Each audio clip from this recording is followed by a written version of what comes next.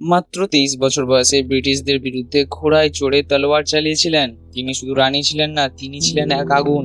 ঝাঁসির রানী লক্ষ্মীবাঈ ভারতীয় বিদ্রোহ 1857-র অন্যতম প্রধান মুখ।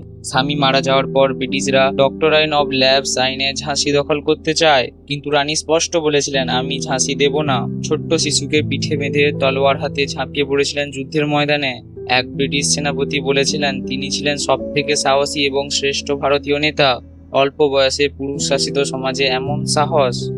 ইতিহাস তাকে রানী নয়, একজন যোদ্ধা বলে মনে রাখে। যদি তোমার মনেও থাকে যে রানী শুধু মুকুট পরে বসে থাকে না, যুদ্ধও করতে পারে, তাহলে এই ভিডিওটি অবশ্যই শেয়ার করুন আর সাবস্ক্রাইব করুন এমন আরো ইতিহাস জানতে।